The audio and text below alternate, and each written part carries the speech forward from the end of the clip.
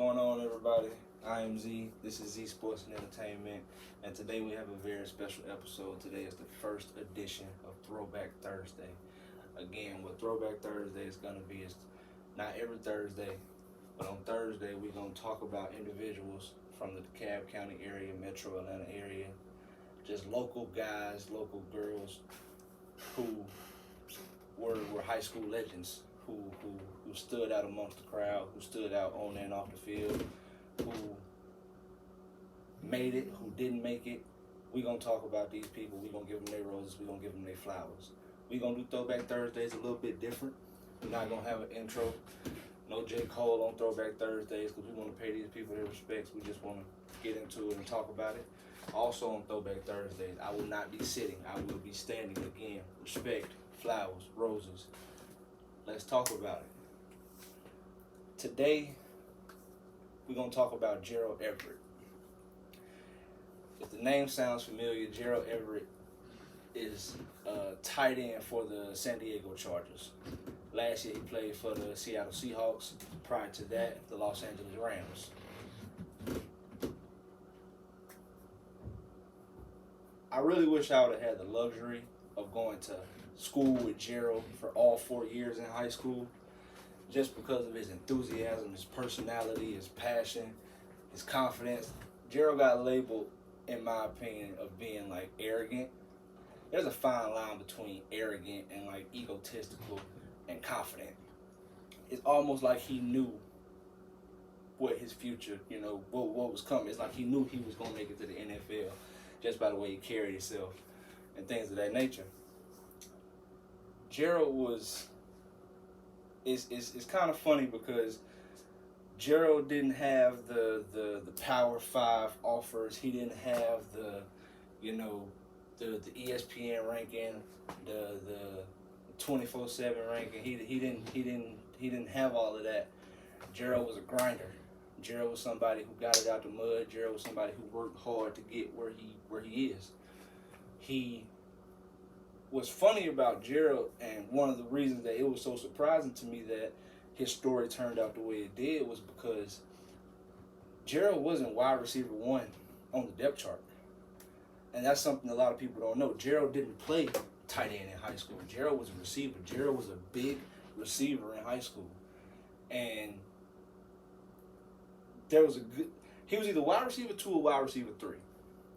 And because our wide receiver 1, Keithon Redding. We're going to talk about Keithon Redding in another episode of Throwback Thursday later on down the line. But just to sum up Keithon in one word, dog. Just all around dog. Everything you could want out of a receiver, Keithon was going to bring it to you on the field. Back to Gerald. Gerald was wide receiver 2, wide receiver 3. And the only reason I'm saying wide receiver 3 is because our quarterback, Jabari Menifee, didn't start the season as quarterback. At Columbia, my senior year, there was a revolving door at quarterback. It was like, we're going to try you this week, we're going to try you that week, we're going to try you this week.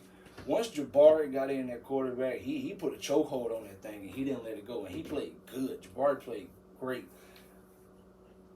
For him to be the starting quarterback at Columbia, I think that was the first time we made the playoffs in years. Unfortunately, we came up short against Carrollton, but what can we do?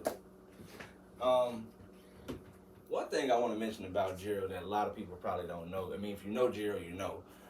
But if you just view Gerald as the NFL player, if you just view Gerald as the football player, a lot of people don't know. Gerald probably one of the coldest hoopers in the league. Seriously. I truly believe that if Gerald would have put all his attention and everything the way he did football or basketball, there could possibly be the same result as far as where he ended up and things of that nature. Like, dude's just multi-talented. He's, like I said, physical freak.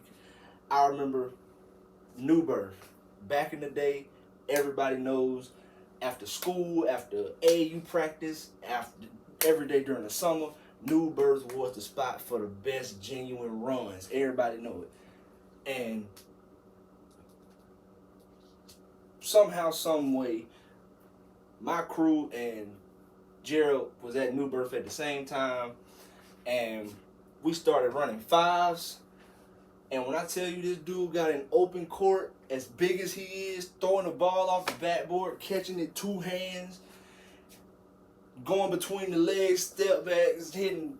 I mean, if you a football player, dude, you shouldn't be playing basketball like that. I'm serious, you shouldn't. If you put so much effort, time, and energy into this sport, why are you so good at this sport? I don't get it. Some people are just gifted, and in my opinion, Gerald was just one of those people who were gifted. Again, if they was to put together a 5-on-5 tournament, or even a 1-on-1 tournament, like basketball tournament for NFL players, I'm putting my money on Gerald. Back to Gerald. On the field, physically he was an animal. Like, he was a freak. On the field, there was nothing Gerald couldn't do. And the tight end, the conversion to tight end makes so much sense. Him being as big as he is, him being as... Gerald possibly had a Division I NFL body senior year of high school. Gerald was put together. I mean, he go up and get it if you throw it to him deep down the field. He didn't mind going across the middle. He could eat those hits. And what surprised a lot of people about Gerald is his speed. He had some wheels. A lot of people didn't, when they thought about him as what he could do best and things of that nature, a lot of people didn't think about his speed. To be honest with you, Gerald's speed didn't start translating to a lot of people until he started to become a hot NFL prospect. That was the good thing about him being the tight end and him moving as good as he does and him being as fast as he is. He can get in and out of a lot of different situations and be a real threat. After Columbia, Gerald committed to Bethune-Cookman, I believe. Committed to Bethune-Cookman, but for whatever reason, he did not go to Bethune-Cookman. He had to go the JUCO route. Sometimes you don't always get to go right where you want to go. Sometimes there's a speed bump. Sometimes you got to take a detour. Nothing wrong with that. There's nothing wrong with facing adversity. There's nothing wrong with that. He went to a damn good JUCO, Hutch. He went to Hutchinson Community College. From there, he was able to go to UAB. From UAB, he was able to go to South Alabama. For him to move around as much as he did, and for him to still end up where he ultimately ended up, I salute you, man. For real. At South Alabama, he truly made a name for himself. I want to say led the team in reception, led the team in yards. If I'm wrong, he definitely was not far behind whoever the leader was. But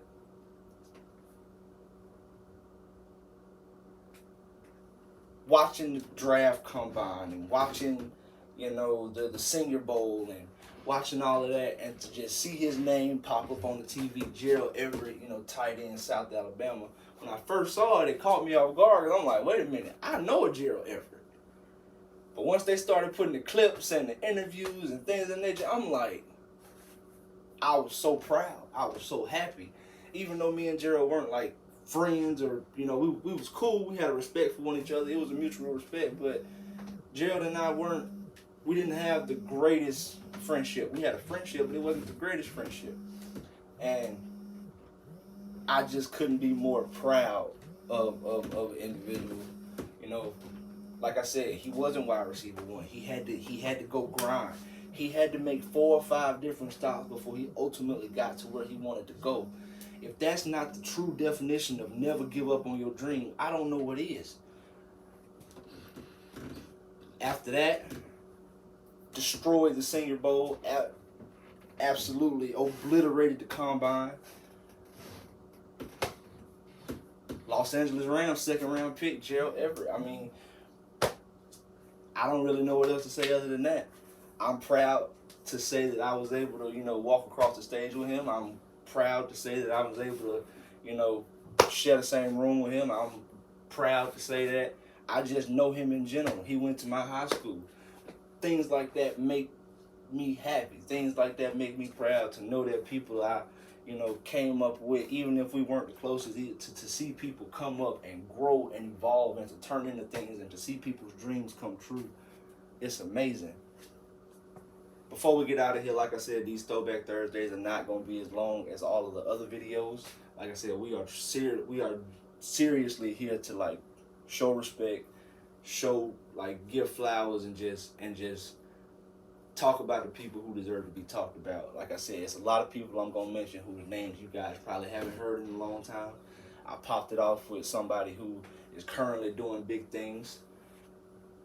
Again, if you don't know Gerald's personality has always been like, as long as I've known him, I ain't gonna say always, but as long as I've known Gerald, the 1 year I spent with him at Columbia, it was very easy to see that if it wasn't gonna be football, he was gonna be doing something good and something great. I mean, he put himself in position and he made it happen. Again, I salute you, man.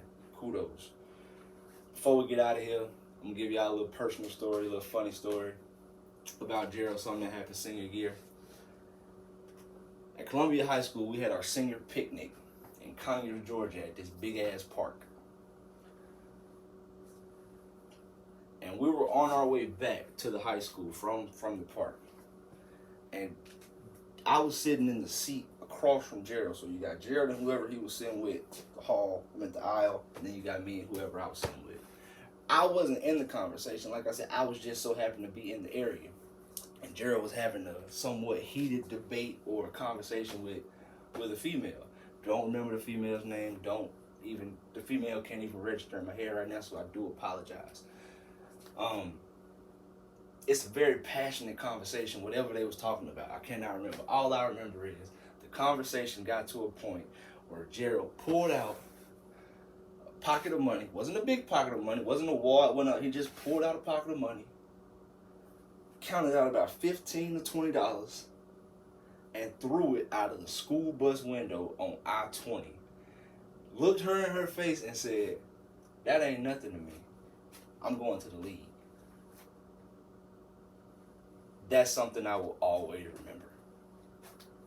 Not even just about Gerald. That is something I will just always remember. The way he did that, how he did that, the confidence in which he did that.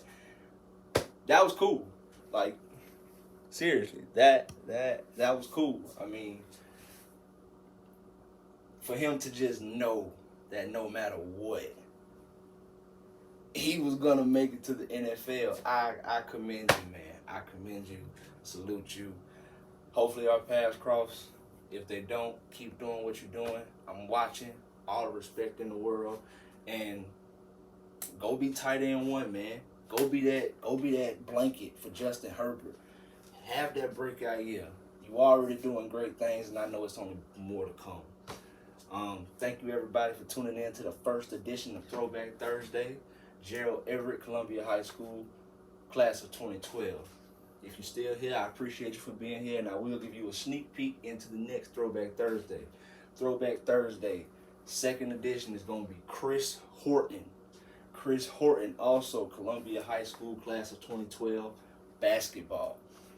I am not only going to talk about people who went to Columbia. I am not only going to talk about people who did great things that came from Columbia. We're going to spread it out all over different counties. We're going to spread it out, but we're going to stay local. Metro Atlanta, Dekalb, APS, Fulton County. We ain't going too far. We gonna keep it local. Edition 2, Chris Horton, Columbia High School, class of 2012.